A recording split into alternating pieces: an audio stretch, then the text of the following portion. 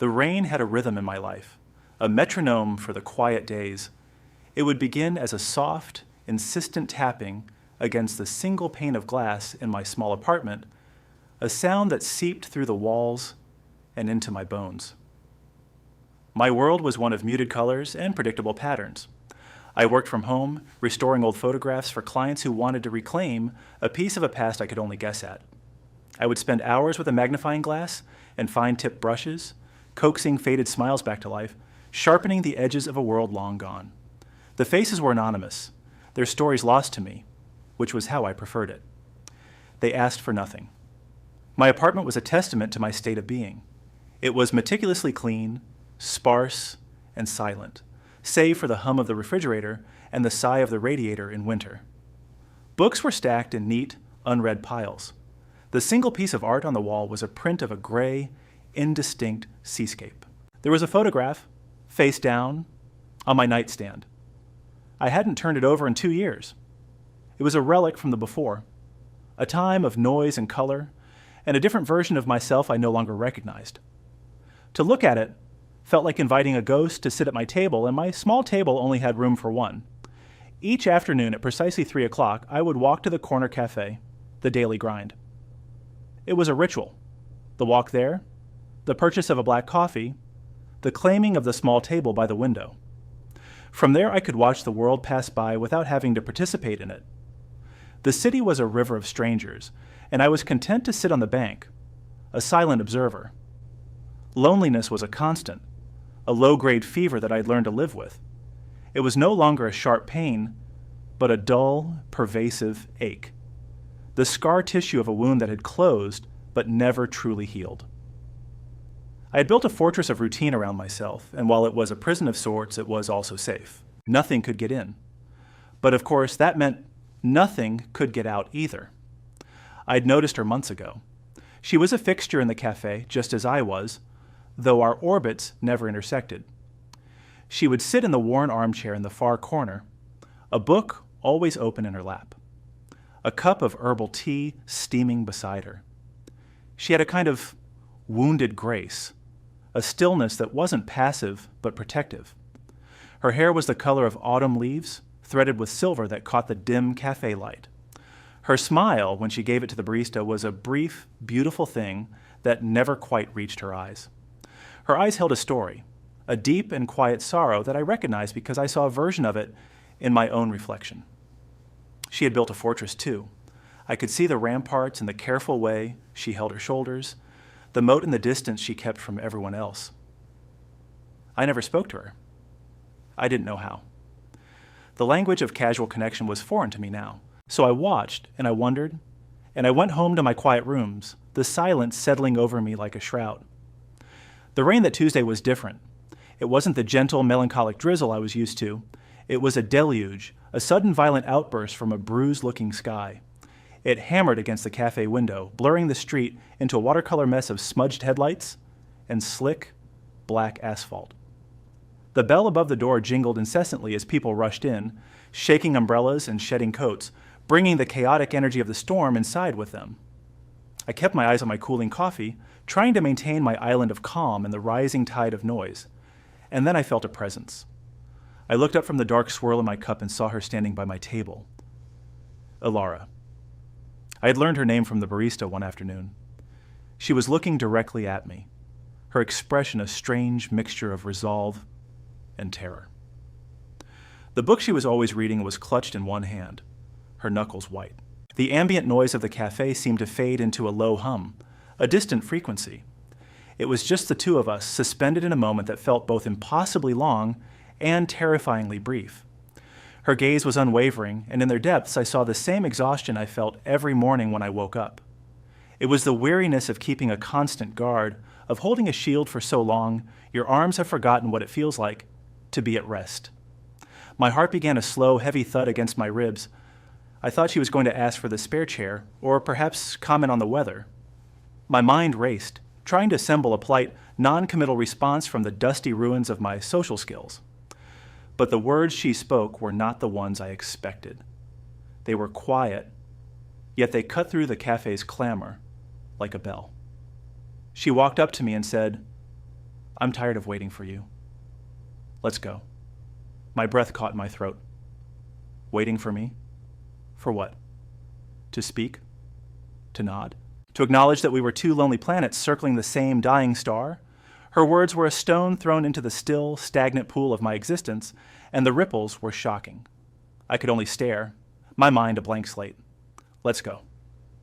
It was a command, an invitation, a plea.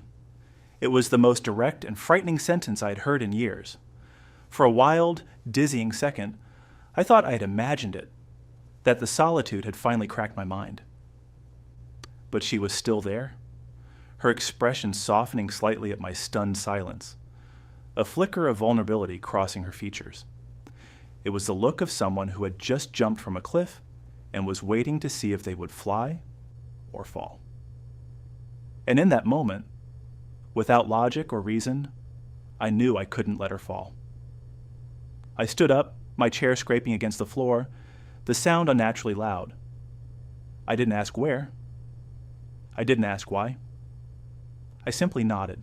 She offered me half of her large black umbrella, and we stepped out of the warm, coffee-scented air of the cafe and into the gray, rain-lashed afternoon. The sudden chill was a shock to the system.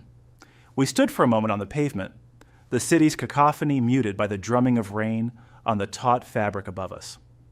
The space beneath the umbrella felt impossibly small, a tiny, temporary world built for two. I was acutely aware of her shoulder occasionally brushing against mine, a point of contact that felt like a spark against dry tinder. I hadn't stood this close to another person in a long time. Which way? I asked, my voice sounding rusty to my own ears. She looked left, then right, as if the direction hadn't occurred to her. A faint, self-deprecating smile touched her lips. I have no idea, she admitted, her voice softer now, without the forced bravery it held in the cafe. I just knew I couldn't sit there for one more minute. I understood. It was the feeling of walls closing in, even in a room full of people. It was the sudden, desperate need for motion, for anything other than the crushing weight of stasis. Then let's just walk, I said. And so we did. We walked without a destination, two strangers huddled under a shared shield. The conversation, when it came, was as tentative as our footsteps. We talked about the rain, the way it washed the city clean, the smell of damp earth rising from the small park we passed. It was the safest of subjects, a language of observation that required nothing personal. I learned that she taught piano to children, a profession that seemed both perfectly suited to her quiet grace and astonishingly at odds with her apparent solitude. She learned that I restored old photographs, and her eyes lit up with a genuine flicker of interest. You give ghosts their faces back, she said, her words thoughtful. Something like that, I replied. Or maybe I just keep them from fading away completely. A silence fell between us, but it was different from the silence of my apartment. It was a shared quiet, filled with the rhythmic splash of our feet on the wet pavement and the steady drum of the rain. As we turned a corner onto a quieter, tree-lined street, a gust of wind caught the umbrella, threatening to rip it from her grasp. I instinctively reached up, my hand closing over hers on the handle to steady it. Her fingers were cold, but a current of warmth passed between our palms. It was a simple, functional touch, but it felt like a seismic event. She didn't pull away. Her hand remained under mine, and we held the umbrella together, a silent, unconscious partnership against the storm. The awkwardness began to melt away, replaced by a fragile sense of ease. We had weathered the first gust together. We had found a shared rhythm. We must have walked for an hour, our shoes soaked through, the bottoms of my jeans dark with rain. The downpour had softened to a persistent drizzle, and the sky was beginning to bruise with the colors of an early twilight. We were in a neighborhood I didn't recognize, a quiet warren of old brick houses with tidy gardens. Alara stopped in front of one with a dark green door and pots of resilient-looking geraniums on the steps. "This is me," she said, her voice barely a whisper, as if she were surprised to have arrived here. She fumbled in her coat pocket for her keys. I stood on the pavement a few feet away, preparing to say goodbye. The spell would be broken. I would walk back to my sterile apartment, and she would disappear behind her green door, and we would return to being silent observers in the cafe. The thought landed in my stomach like a cold stone. I wasn't ready for the silence to return. As she found her keys, the sky opened up again, the drizzle turning back into a torrential downpour with startling speed. We were both drenched in seconds. She swore softly under her breath and wrestled with the lock. The door swung open, spilling a rectangle of warm, golden light onto the wet steps. She turned to me, rain dripping from her hair onto her cheeks like tears. Her face was a study in hesitation. I could see the battle in her eyes, the ingrained habit of pulling the door shut on the world versus the new, tentative impulse that had made her speak to me in the first place.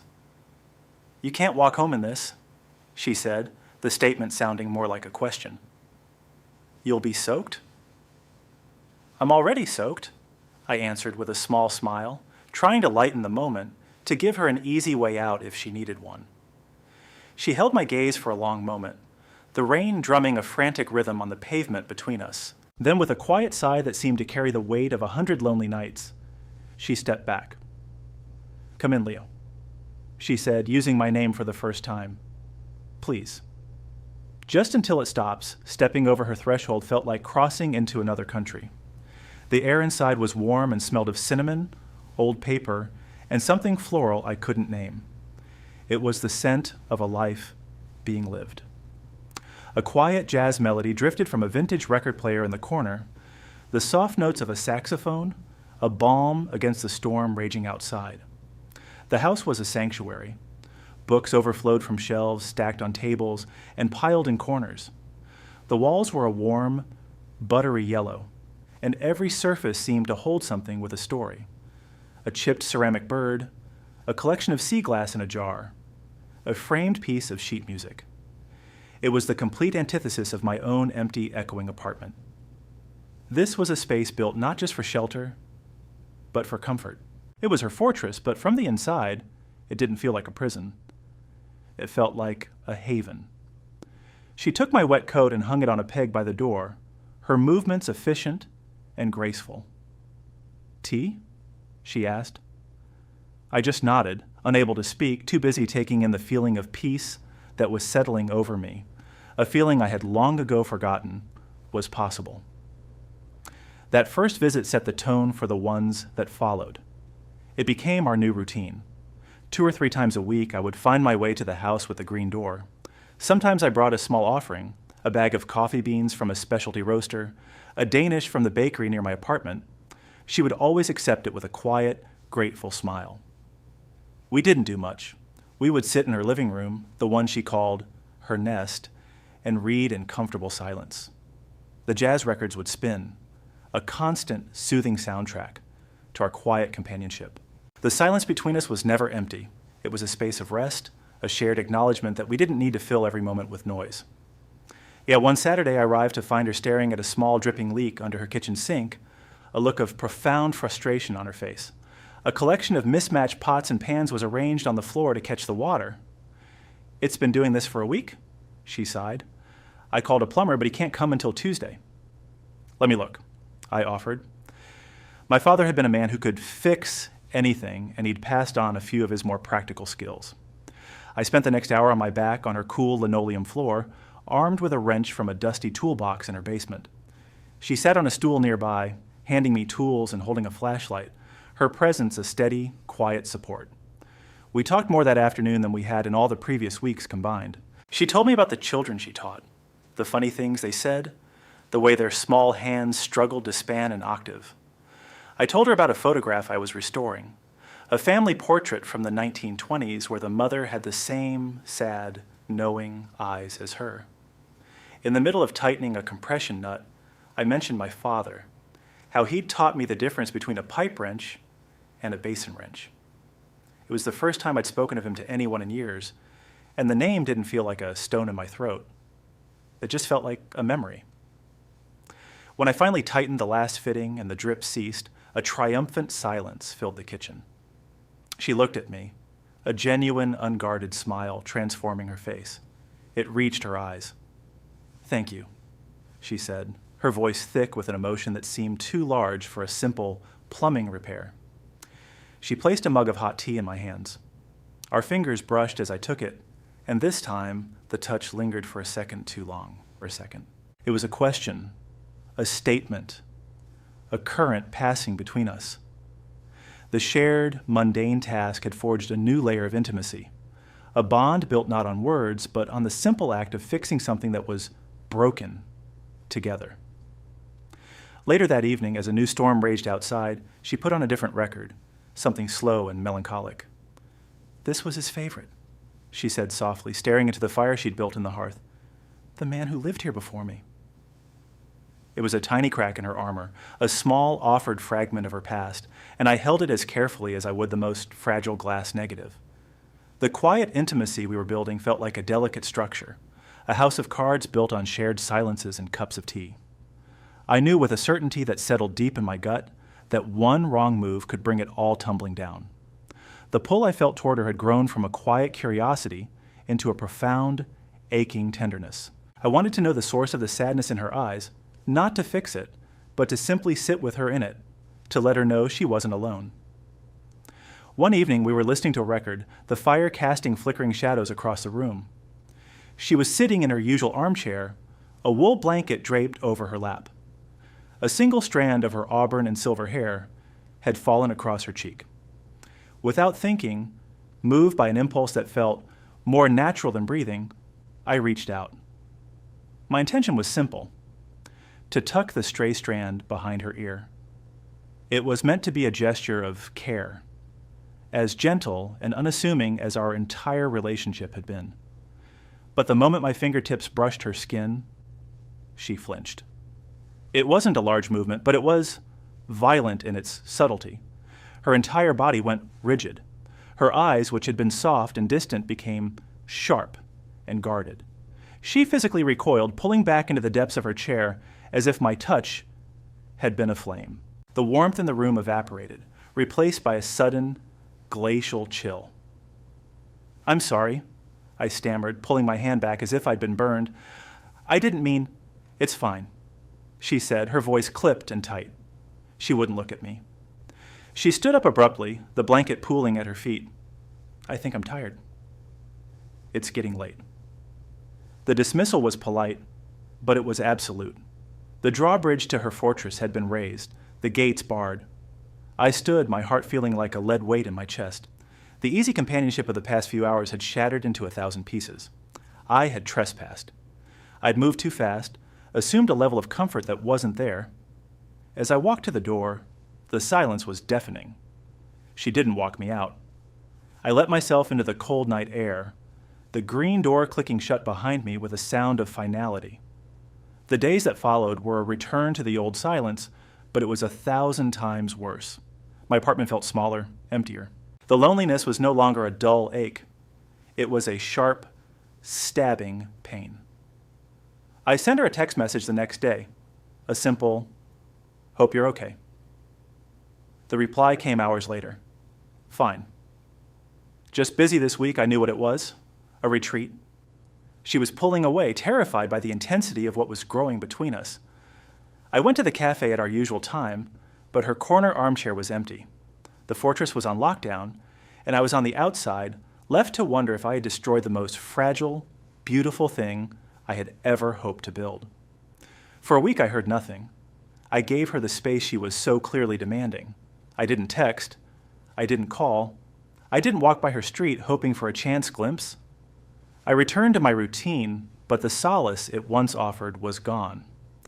Every quiet moment was filled with the memory of her flinching away from my touch. I worked on my photographs with a heavy heart, the faded smiles of strangers feeling like a mockery. I'd gotten a glimpse of a world with color and warmth, and being plunged back into my gray existence was unbearable. The rain returned, a constant, miserable drizzle that matched my mood perfectly. On the 8th day, I couldn't stand it anymore.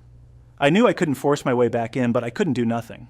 I went to a small independent nursery I knew of and bought a single, perfect gardenia plant, its white petals still tightly furled buds.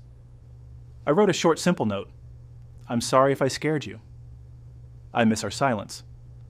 I drove to her house late in the evening, the street empty and slick with rain. I placed the plant and the note on her doorstep, sheltered from the worst of the weather by the small overhang.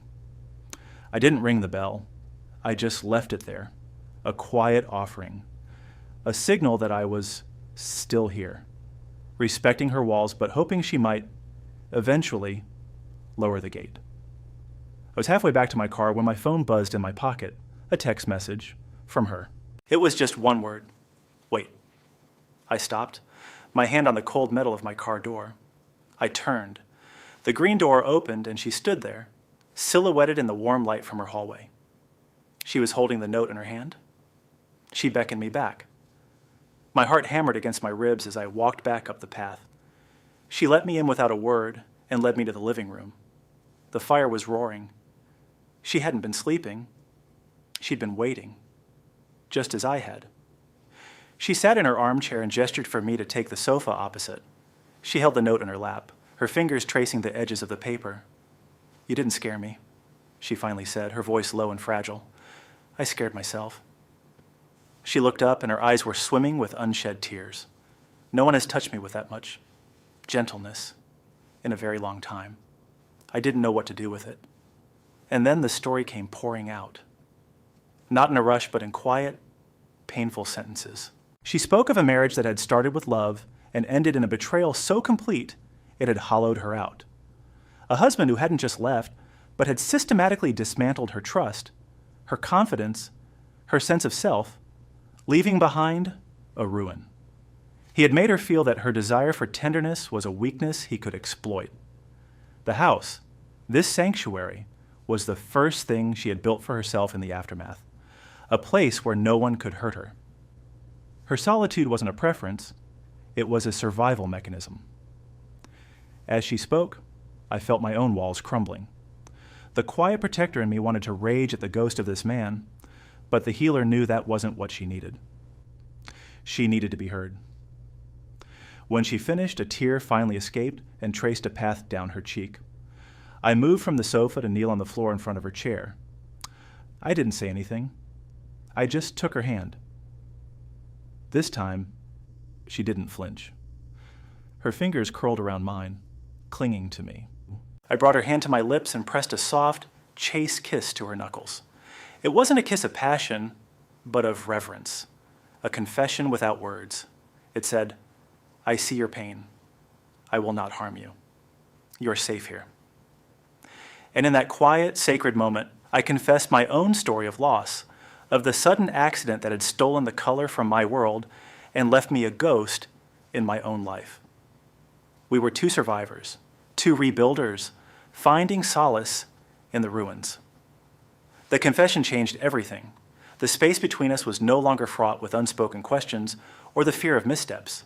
It was now filled with a quiet, solid understanding. We had shown each other our deepest wounds, and in doing so, had given each other the ultimate trust.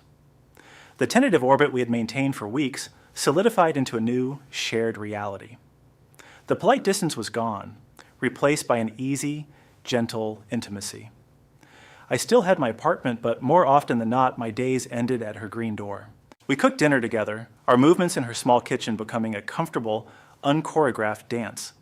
We'd argue playfully over how much garlic was too much, our laughter echoing in a house that I suspect had been silent for far too long. She started leaving the door unlocked for me on the days she knew I was coming, a small gesture that felt monumental. She began to visit my world, too. And one afternoon, she came to my apartment. She walked through the sparse, gray rooms, her expression thoughtful. She didn't criticize the emptiness. She seemed to understand it. She paused in front of my workbench, looking at the delicate tools and the black and white faces I spent my days with. It's so quiet here, she said, not as a judgment, but as an observation. She ran her hand along a stack of unread books. You need more music, she declared softly. The next day, she arrived at my door with a small, portable record player and a handful of her favorite albums. Soon, the quiet hum of my apartment was replaced by the warm, crackling notes of Billie Holiday and Chet Baker. She was bringing color back into my world, one song at a time. She even turned over the photograph on my nightstand. I came into the bedroom to find her looking at it, her expression soft. It was me and my wife, Sarah, on a beach years ago, our faces bright with a future that would never come to pass. I braced myself for a question, for the awkwardness of the past intruding on the present, but Alara just traced Sarah's smiling face with a gentle finger. She was beautiful, she said quietly. You loved her very much. There was no jealousy, no insecurity, only a deep, empathetic acceptance. She understood that my past was a part of me, just as her past was a part of her. We weren't trying to erase our scars. We were learning to live with them, together. Our new reality wasn't about replacing what we had lost, but about building something new on the foundations of who we had become. A few months passed, turning the damp chill of spring into the warm, lazy days of summer. The rain still came, but now it felt different. It was no longer a symbol of our shared melancholy, but a reason to stay inside together, to light the fire and listen to the rhythm of the water against the windows of our sanctuary. Our connection had deepened into a quiet, unshakable love. It wasn't a fiery, passionate affair, but something far more precious, a slow, steady burn, a source of constant warmth and light. And one evening I was leaving her house to go back to my apartment. It was a habit we'd fallen into, this parting at the end of the night, a lingering remnant of our separate lives. But it was starting to feel wrong, like a disruption of a natural state. The short drive back to my empty, silent rooms felt like an unnecessary exile. I stood at her door, my hand on the knob, a familiar ache of reluctance in my chest. Alara came and stood behind me, wrapping her arms around my waist and resting her head against my back. We stood like that for a long moment, simply breathing together. I don't like this part, she murmured into my shirt. Me neither, I admitted. It feels pointless. She was quiet for a moment, then she gently turned me around to face her. Her eyes were serious, but a soft, hopeful smile played on her lips. She reached into the small ceramic bowl by the door where she kept her keys and plucked one from the ring. It was the key to the green door. She took my hand and pressed the cool, serrated metal into my palm, closing my fingers around it. Stop leaving, she said simply. The weight of the key in my hand was immense. It was more than just a piece of metal. It was a symbol of ultimate trust, a concrete offering. It was the final brick being laid in the sanctuary she had built, a brick that made a space for me inside. It was her telling me that her fortress was no longer a place to hide from the world, but a home to share with me. I looked down at the key, then back up at her face, her beautiful, resilient face, and I felt a profound sense of peace settle over me. The long, lonely ache I'd carried for years finally, completely dissolved. I didn't need to give her a key to my apartment. We both knew I wouldn't be going back there much anymore. My home was here, with her. I leaned down and kissed her, a long, slow kiss filled with all the unspoken gratitude and love that had grown between us. It was a promise, a commitment, a quiet, firm decision to build our future within these warm, safe walls. The first snow of winter fell silently in the night, blanketing the world in a pristine, muffling quiet. I woke to the soft gray light filtering through the bedroom window. Alara was still asleep beside me, her breathing a gentle, rhythmic whisper in the stillness of the morning. I slipped out of bed, careful not to wake her, and padded to the living room window. The street was transformed, the familiar shapes of houses and trees softened and simplified under their white mantle. The world outside was hushed, at peace. I put the kettle on, the low whistle a familiar and comforting sound in the morning quiet. As I spooned coffee grounds into the filter, my eyes fell on the key bowl by the door. Her keys were there, and nestled beside them was the one she had given me, now attached to my own ring. It looked like it belonged. I thought of my old apartment, now packed up in boxes, the sterile rooms waiting for a new tenant. It felt like a lifetime ago, like a story about someone else. The man who had lived there, the one who sat alone in a cafe and watched the world through a window, was a ghost. A pair of arms slipped around my waist from behind, and Alara rested her chin on my shoulder, her warmth seeping into me. It's beautiful, she murmured, her voice still thick with sleep as she looked out at the snow. It is, I agreed. We stood there for a long time, watching the snow fall, not needing to speak. The scent of brewing coffee filled the kitchen. A jazz piano trio played softly from the record player, a record I had bought for her last week. The house was warm, alive, and filled with a sense of profound and contented stillness. The rain had been the catalyst, the storm that had pushed two shipwrecked souls toward the same shore. But this quiet, sunless, snow-covered morning was the destination. It was the calm after the storm. It was the feeling of being home, truly home, for the first time in a very long time. It was a quiet, contented exhale, the beautiful, peaceful silence of a new beginning.